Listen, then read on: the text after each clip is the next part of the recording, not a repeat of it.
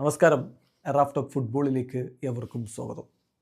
UEFA Nations ലീഗിൻ്റെ quarter final മത്സരത്തിൽ Portugal ഡെൻമാർക്കിനെ നേരിടുകയാണല്ലോ. 2 പാദ മത്സരങ്ങളുണ്ട് ക്വാർട്ടർ ഫൈനലിൽ. രണ്ടും അടുത്തടുത്ത ദിവസങ്ങളിലായിട്ട് നടക്കുകയാണ്. ആദ്യ പാദ മത്സരം നാളെ നടക്കും, വ്യാഴാഴ്ച നടക്കും.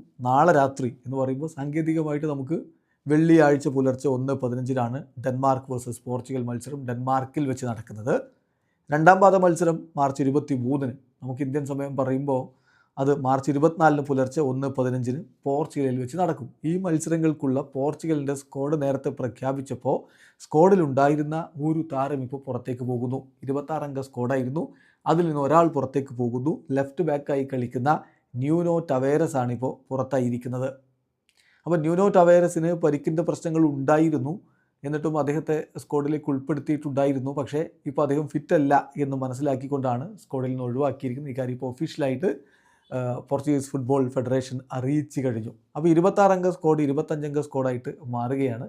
പകരം താരത്തെ എടുക്കില്ല എന്നാണ് ഇപ്പോൾ റിപ്പോർട്ട്. 25-കാരനായിട്ടുള്ള ലെഫ്റ്റ് ബാക്ക് ലാസിയോക്ക് വേണ്ടി ഇറ്റാലിയൻ ലീഗിൽ കളിക്കുന്നയാളാണ്. ബൊളോഞ്ഞയ്ക്കെതിരെ കളിച്ചുകൊണ്ടിരിക്കുകയാണ് അദ്ദേഹത്തിന് പരിക്ക് പറ്റിയത്.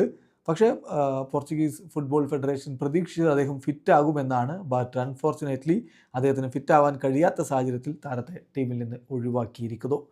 പോർച്ചുഗലിന് വേണ്ടിയിട്ട് ഓൾറെഡി ഒരു മത്സരമാണ് അദ്ദേഹം സീനിയർ ടീമിൽ കളിച്ചിട്ടുള്ളത്. 25 വയസ്സുകാരനായിട്ടുള്ള താരം അവരുടെ യൂത്ത് ടീമുകൾക്കൊക്കെ വേണ്ടി കളിച്ചിട്ടുള്ള ആളാണ് എന്ന കാര്യം കൂടി ശ്രദ്ധിക്കുക. എന്തായാലും ഇപ്പോൾ ന്യൂനോ ടവേരസിനെ ഒഴിവാക്കി ബാക്കി 25 അംഗ സ്ക്വാഡും കൊണ്ടാണ് ഡെൻമാർക്കിൽ ലാൻഡ് ചെയ്തിരിക്കുന്നത്.